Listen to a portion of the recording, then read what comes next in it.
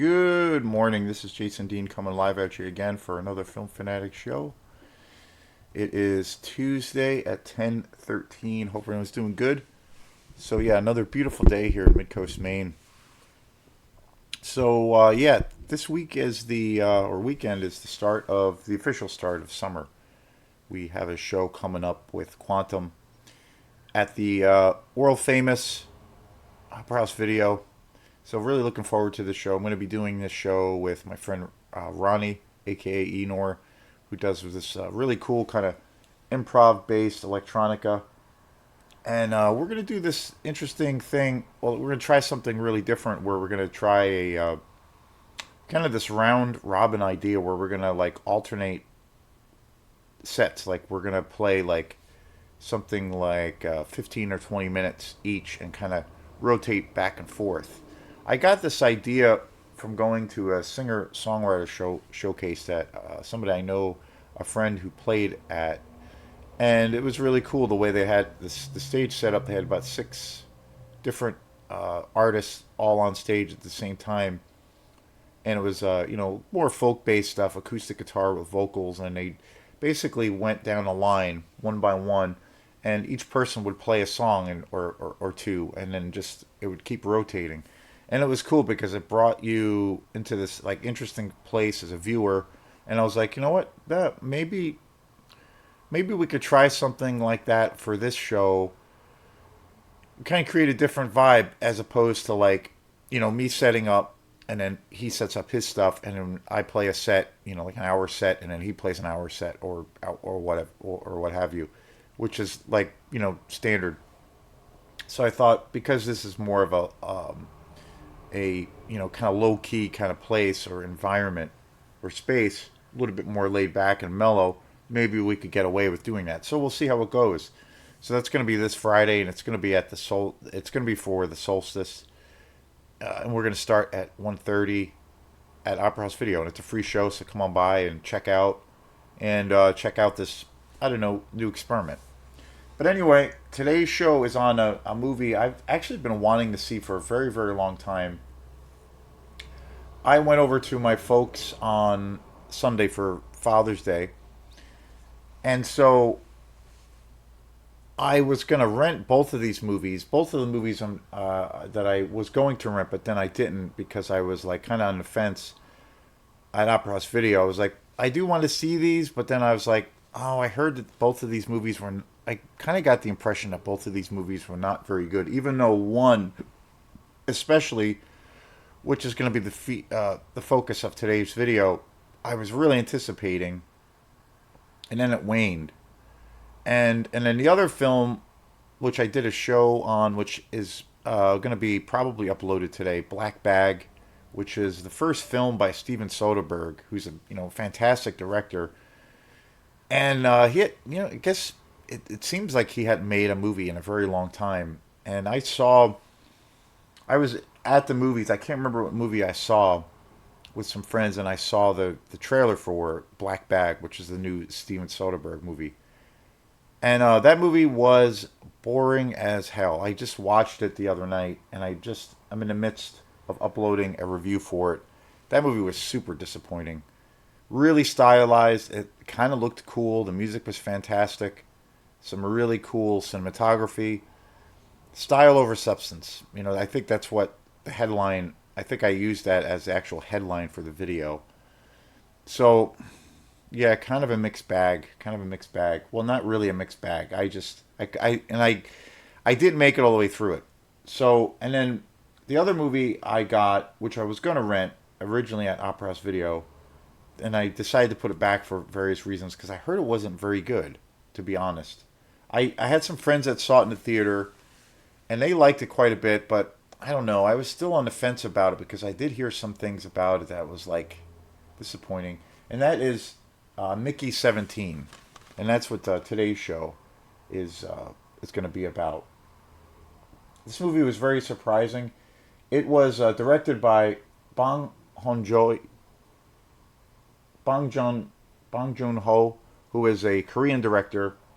Bong Joon Ho is an incredible director from Korea, he's made some incredible movies. I mean, just all of his movies, I think, are just kind of masterpieces. I mean, you have Snowpiercer, which came out a few years back with Chris Evans, and then his last film was Parasite, which is just an incredible film.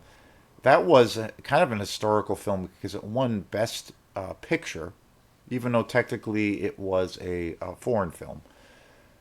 I mean, incredible film. And then Memories of Murder, which is such an absolutely incredible movie. I've done pretty sure I did a show on, yeah, I've done at least one or two shows on Memories of Murder. That movie is just absolutely incredible. It's probably my favorite film of Bong Joon Ho's career. It's Bong Joon Ho's career is, and his films, the genres that he tackles is second to none. I mean, he does. He's also made horror films, movies like The Host, which is essentially a monster movie. He's able to go into so many directions as a director. You know, whether it's a drama, science fiction, even horror, like a monster movie, just incredible. And so, Mickey 17, starring Robert Patterson and Mark Ruffalo and Tony Collette, was a movie I was really excited about. It was weird because I first saw a teaser trailer for this movie about a year ago, and Parasite's been out for, I think it's been out for a few years, and so I was really anticipating what Bong Joon Ho was going to do next as a director because again he's one of my favorites. I think my favorite film of his, as much as I love Parasite and like Snowpiercer, I think Memories of Murder is my absolute favorite of his movies. That movie is essentially about a serial killer in Korea, and based on a true story. Extraordinary movie, highly suspenseful, super creepy. It's a very dark film, but amazing, riveting film.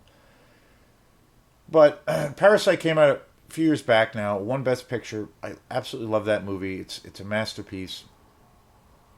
So I was really excited to see what Bong Joon Ho would do next. I mean, how do you top Parasite really? And I remember seeing a trailer, like a little teaser trailer for Mickey 17, and I was like, wow, okay, Robert Patterson's going to be in the new Bong Joon Ho movie. I'm like, yeah, I'm in it. And I saw that it was a science fiction movie, so that was even, for me, a bigger, you know, brought me to a higher level of excitement.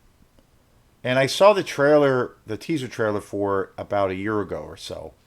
So I've been anticipating this movie for quite a while, and it looked like a real, character-driven sci-fi movie. It looked pretty dark, very dystopian, and it stars Robert Patterson, who I think is one of the best actors right now. I mean, he's just incredible. He can do anything. I mean, anything from playing the Batman, which is my all-time favorite Batman movie. The Batman being my favorite character in the whole entire comic book universe. And then he can do a film like The Lighthouse, like which is just incredible. And then he did another film, Cosmopolis, David Cronenberg film, a few years back. Super underrated, but really cool movie. So different. In his career, he can do anything. I mean, he is an absolute gem as an actor. He literally can do anything, and so he can be a leading man. He can be, he can be an action star. He can play these really vulnerable characters. And I will say that his role in Mickey 17 is pretty extraordinary because he's essentially playing. He plays this character, this guy who basically signs up for to become this expendable, this clone. And the cloning technology was invented on planet Earth. This is a sci-fi movie, very much so.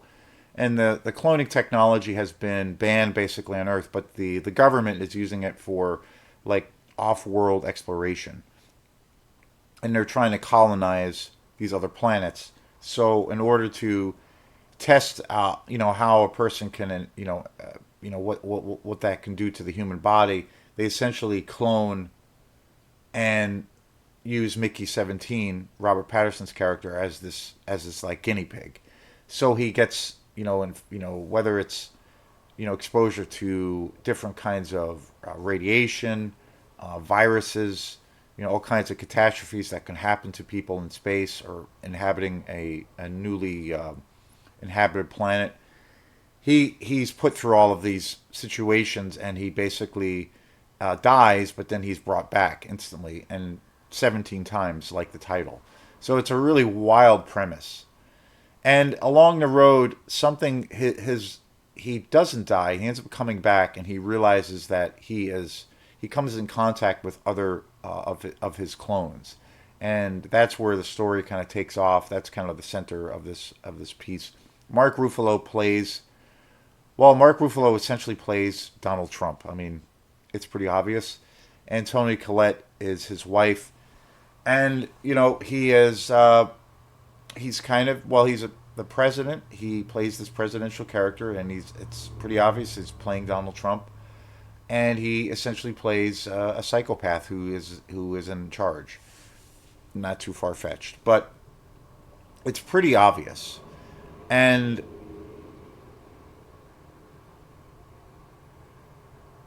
I will say, like, visually, this movie looks incredible. I almost saw this in the theater, but I had some friends that saw it in the theater, but then they were I wasn't able to go. I think I was out of town, but they ended up going to see it, and they really liked it. They're all Bong Joon Ho fans like I am, and he's kind of one of my favorite directors. So I was really looking forward to this. So before I actually saw this movie, I will say I saw a full trailer of this movie in the theater, and I was really like, "What?" I went. It was a few months back. I went. I remember where I saw the trailer, and I was just like, I was still into it, but I was really thrown off.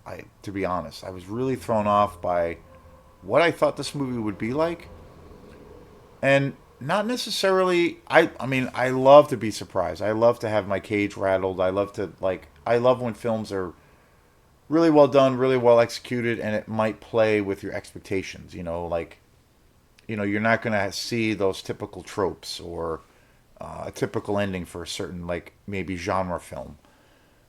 And but this was different. This was like I don't know. I was kind of like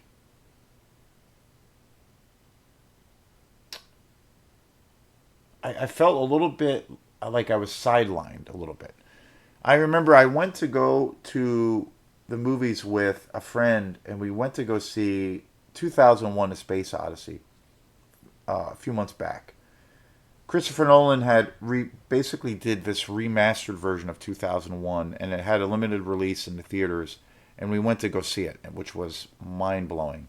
Just one of the greatest film going experiences I ever had. But one of the trailers before the movie before 2001 was Mickey 17, and this movie was the trailer was like I going into this movie. I mean you can't preconceived notions are kind of you know misleading and kind of stupid, but it's a natural thing that we have as a person who wants to be entertained. You might know of you get an inkling of something that's coming out, whether it could be a book, it could be an album coming out, or it could be well, in this case a movie, and you might be really familiar with that artist, and so you're really anticipating, and you see a little bit of it, maybe a little teaser of it, or you hear a little teaser of it, and you're like, wow. But then when you actually experience it, it is not at all what you expect, and sometimes that can go really well or not very good at all. And for me, that's kind of what happened with this movie. When I saw the trailer for Mickey 17, it looked really, I don't know, it looked really wild, and it looked really crazy, and it looked super silly. Like super silly to the point of where I was like, oh, I don't know. Like I thought this movie was going to be a little bit more serious, a little darker. It is a dark film, definitely a dystopian themed film. But I thought the film was going to be, when I saw the trailer, I was like, it looked a little bit silly, and a little bit confusing. And heavy-handed, and it looked like it was going to be kind of overwhelming with all of the themes that this movie was going to be tackling. And Bong Joon Ho is a ambitious, super ambitious director, which I admire and I love and I appreciate from him as a director. And I honestly feel, I wish more filmmakers took chances like he does, and isn't afraid to like take a, a few different genres and kind of blend them all together. Not just you can make a melodrama, but have elements of horror or have elements of like a thriller, or take science fiction and you can do the same thing. Bong Joon Ho is all about that, blending genres together. So, but it was weird when I saw the trailer. It was off-putting, and I thought it looked really like heavy-handed. It looked like it was going to be very busy, um, and it looked kind of silly. Like it looked wacky and totally crazy, but it looked silly in regards, in a way that like, well, just kind of looked silly and maybe not really. Um, Maybe it wasn't going to be enjoyable, or I don't know. It was weird. I had this really weird reaction when I saw the full trailer because it was kind of like a comedy too, at least in the trailer. And when I first heard about this movie, when I first saw the little teaser trailer, it looked a lot more serious, um, a little bit more. I felt like Mickey 17 was going to be a little bit more of a slower paced film, a little bit more like a little bit more of a slow burn kind of a film, and definitely like full on science fiction. But it really wasn't in the trailer. So I was a little bit thrown off by it. I was still interested in wanting to see it, but suddenly I was like, wait, this does not look like at all what I expected. The other thing that, which I thought was a really cool thing, was that this movie, and I still feel this way after I've seen it. I watched Mickey 17 last night. It When I first saw the trailer, and then when I actually saw the movie, it felt like this movie has a big influence by Terry Gilliam's Brazil, just because of the really over the top nature. Definitely a science fiction film. A big kind of critique of the world. How we are as human beings, technology, the government, fascism, and it was, Brazil has a lot of obviously a lot of commentary, but it's very funny, it's very dark, it's very surreal. Terry Gilliam's Brazil, of course, is an absolute masterpiece, and I that is a movie I need to definitely do a show on, which I don't think I have. But Mickey 17 felt like it had a big influence from Brazil. Like that was my first impression, and then watching it the other night, it felt like that's still the case, but in a slightly different way. I thought I thought this movie got particularly around Mark Ruffalo's character who plays the president, Donald Trump. I thought like he's so over the top. The all of the characters in this movie are so over the top, which can really work. Robert Patterson is kind of amazing in this movie, I will say, and Mark Ruffalo and Toni Collette are incredible. But I felt like it's so over the top by the middle mark of this film. Once it gets to say the second and third act, I felt like it kind of over their performances overstayed their welcome.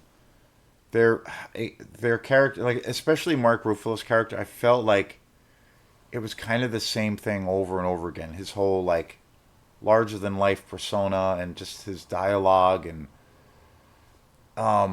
it got exhausting, and I suddenly felt like it was overwhelming, and I wasn't enjoying it as much because it just felt like they were all saying the same things.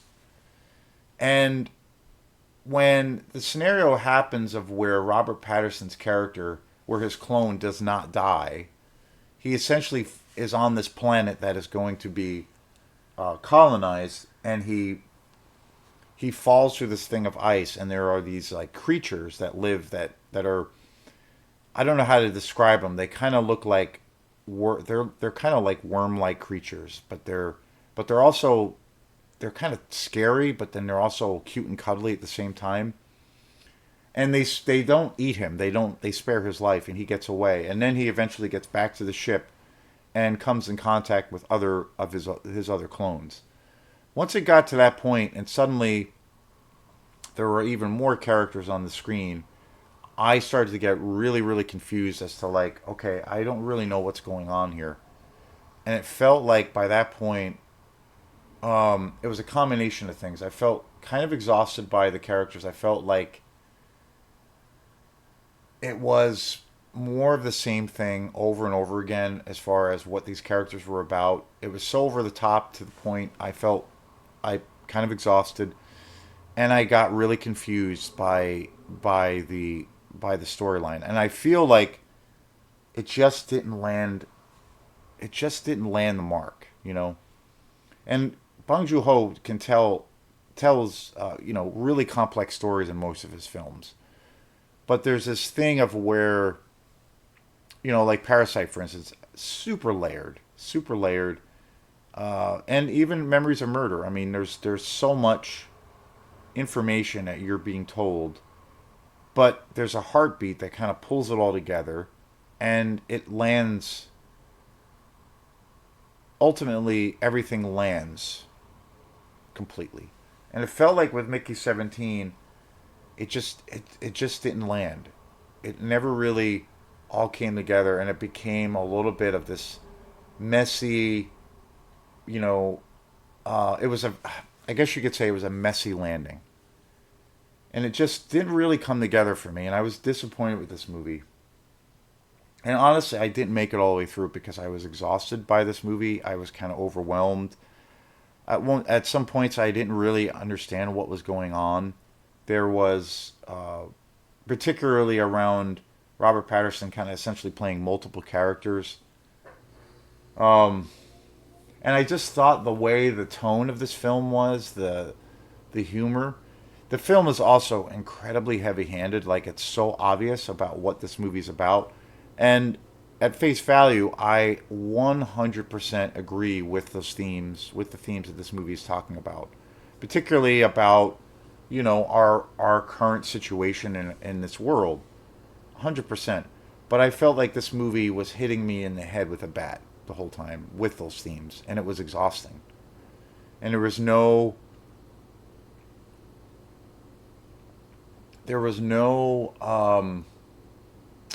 balance. There was no room for me to kind of like. There's no levity. There was no room for me to, I don't know, make up my own mind, or there was no room for subtlety in this movie, and it was just ultimately kind of exhausting. It got really felt really tired with these characters.